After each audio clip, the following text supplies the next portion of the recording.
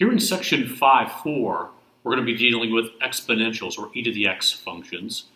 And as I mentioned earlier in the year, e to the x is the only function in the world that is its own derivative.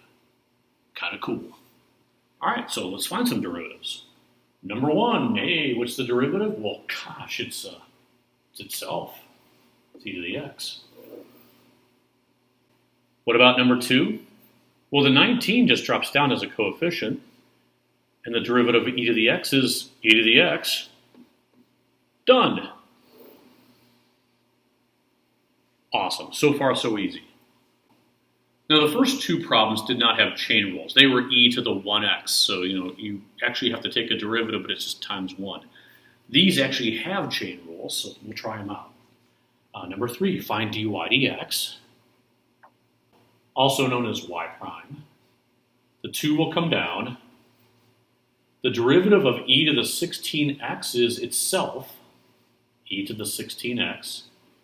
But if the exponent has a chain rule, and this one does, you have to multiply by that, so times 16. And to clean this up, 16 times 2, of course, will be 32. E to the 16x.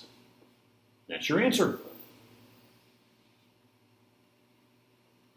Number 4, same sort of deal. We're going to have negative 7. E to anything is its own derivative. So it would be negative 7 e to the cosine of 2x. But then times a chain rule. What's the derivative of cosine of 2x? Well, the derivative of cosine, as you remember, is negative sine. Negative sine.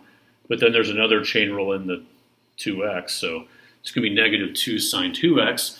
Two negatives multiply up to a positive. 2 times 7 is 14. I have 14 sine 2x times e to the cos 2x. And again, the parentheses around the 2x's, some people put them on, some people don't. It's better practice to have them on, but I've seen both ways. All right, number 5. Taking a derivative there, it's e, so it's going to be itself. E to the 4x to the third times a chain rule. So yeah, that has a derivative. It's going to be times 12x squared. That's the answer. Usually I like to write the 12x squared first and then the e part last, but it doesn't really matter. After all, the commutative property from middle school still works. All right. Ooh, number 6. I see a multiplication dot. Other problems had multiplication dots in them, but this one has x's in both parts, which means product rule is on. Okay, here we go. U prime v. Well, u prime is just going to be 3e to the 3x. V plus u v prime. U, and then v prime would be 10x to the 4th. All right, awesome. I could circle that, but it's clearly not simplified. Whenever you do the product rule or the quotient rule as well with e's, you have to remember that since e is its own derivative, it's going to show up on both parts. It's going to show up on the u prime v, but also on the uv prime. And so you will always be able to factor things out. So each term actually has the e to the 3x. That's expected. There are actually some more things that can come out. I can take out an x to the 4th. I can even take out a 2. All right, let's see what's factored out. From the first term, I'll be left with the 3 and an x. That's it. Everything else is gone. Okay, plus that 10 becomes a 5, I should say. Everything else has been factored away. Cool. There's my official answer.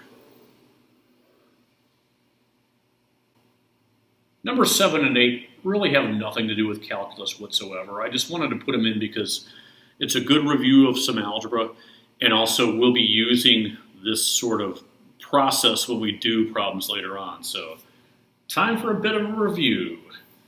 Solve for x. Well, you're trying to get x by itself, but there's a ridiculous natural log in the way here on number 7. How do you get rid of natural logs? With its arch enemy, e.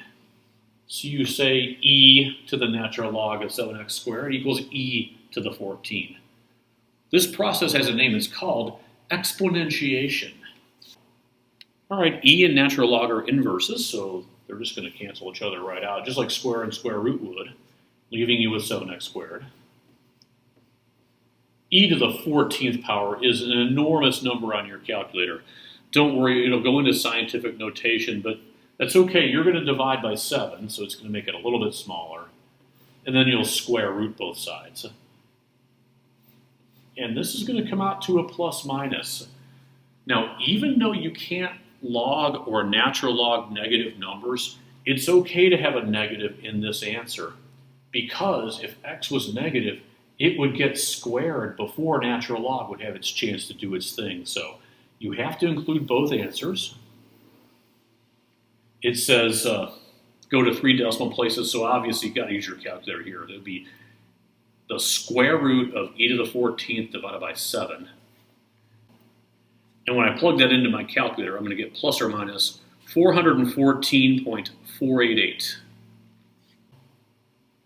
Number 8 is similar. You're trying to solve for x, but there's a ridiculous e in the way. How do you get rid of an e? Well, you attack it with its archenemy, natural log. Also, too, you can, now that you have a log, you can knock the cat out of the tree using the power law that we learned about earlier. So we have a 4x minus 1 down on surface level times natural log of e equals the natural log of 175. From algebra 2, you should realize that natural log of e is 1.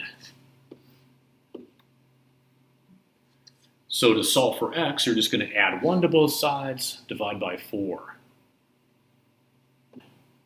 And putting that into your calculator will give you 1.541. Again, the directions called for 3 decimal places, which is typical in calc.